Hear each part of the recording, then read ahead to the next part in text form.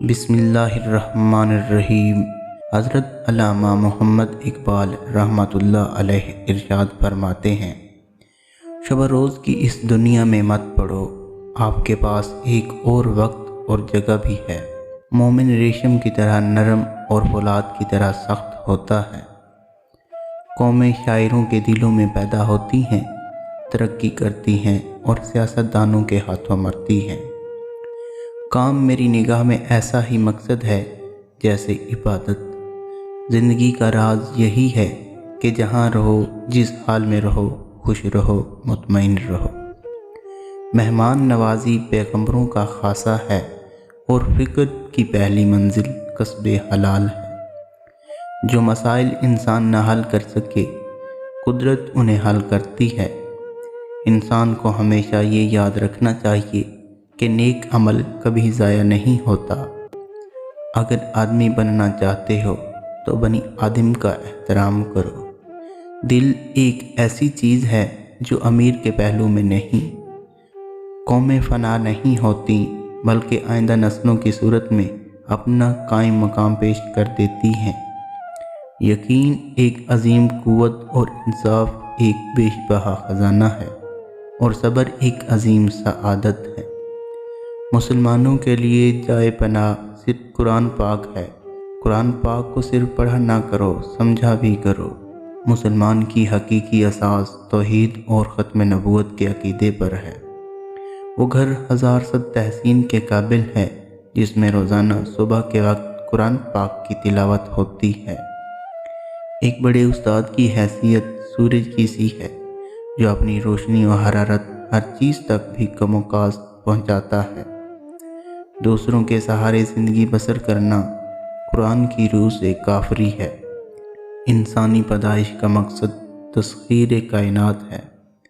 آج کا انسان اپنی روزی کی فکر میں رزق تلاش کر رہا ہے اور اپنے رزاق کو بھول بیٹھا ہے جو اسے رزق دیتا ہے۔ غلامی بہت بڑی لعنت ہے اور محکومی بھی۔ عشق رسول دین بھی ہے اور دنیا بھی۔ اس کے بغیر انسان نہ دین کا رہتا ہے نہ دنیا کا۔ ہر شخص کو طبیعت آسمان سے ملتی ہے اور زبان زمین سے۔ وہ بندہ کبھی ذلیل نہیں ہو سکتا جس میں یہ ایک خوبی ہو کہ وہ عاشق رسول ہو۔ تجربے سے معلوم ہوا ہے کہ لوگ اخلاص اور دیانت کے بہت دشمن ہیں۔ جو شخص اپنی عظمت کے گیت گائے وہ کبھی عظیم نہیں بن سکتا۔ ایک سوچنے والے زندہ انسان کے خیالات میں تبدیلی ہوتی رہتی ہے۔ نہیں بدلتا تو پتھر نہیں بدلتا۔ زندگی موت کی ابتدا ہے اور موت زندگی کا آغاز۔ انسان اپنی حسرتوں کی خاطر اپنے رب کے سامنے سجدوں میں گرتا ہے۔ اگر وہ صرف عشق خدا میں گرے تو کوئی حسرت باقی نہ رہے۔ قلب کی فطرت ہی ایسی ہے کہ وہ محبت سے رام ہو سکتا ہے، مخالفت اور عداوت سے نہیں۔ میں نے آسمان کی رگوں کی حرکت اور چاند کی رگوں میں دوڑتا ہوا خون دیکھا ہے۔ علم کی جستجو جس رنگ میں بھی کی جائے، عبادت ہی کی ایک شکل ہے۔ آج کل تعلیم زیادہ ہے اور علم کم، جبکہ پہلے زمانے میں علم زیادہ تھا اور تعلیم کم۔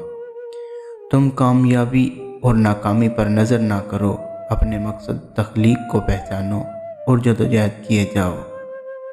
ہر وہ چیز جس کے پاس زندگی ہے مر جاتی ہے اگر اسے خیر سازگار ماحول میں رہنا پڑے۔ مصیبت ایک عطیہ خداوندی ہے تاکہ انسان اپنی زندگی کا مشاہدہ کر لے۔ محبت کرنے والا بندہ خدا کی راہ پر چلتا ہے۔ مومن اور کافر دونوں سے محبت کا اظہار کرتا ہے۔ میں تمہیں مومن کی نشانی بتاتا ہوں، جب موت آتی ہے تو ہونٹوں پر مسکراہٹ ہوتی ہے۔ قطرہ سمندر میں مل کر فنا ہو جاتا ہے اور میں قطرہ رہبر سمندر بننا چاہتا ہوں۔ آپ کے ماضی سے حال نکلتا ہے اور حال سے آپ کا مستقبل جنم لیتا ہے۔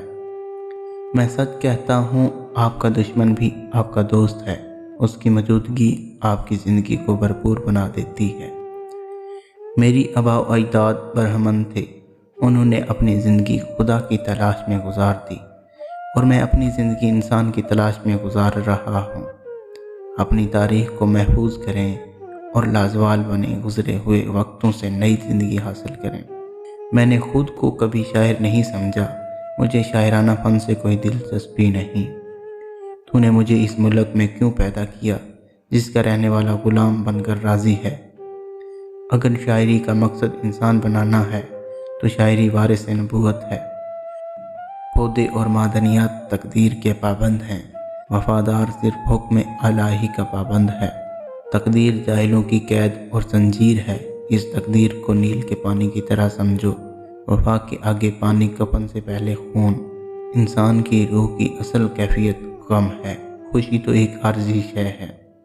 میں کسی پارٹی کی قیادت نہیں کرتا، میں کسی لیڈر کی پیروی نہیں کرتا، میں نے اپنی زندگی کا بہترین حصہ اسلام اور اس کے قانون، سیاست، اس کی ثقافت، اس کی تاریخ اور اس کے ادب کا بغور مطالعہ کرنے میں دیا۔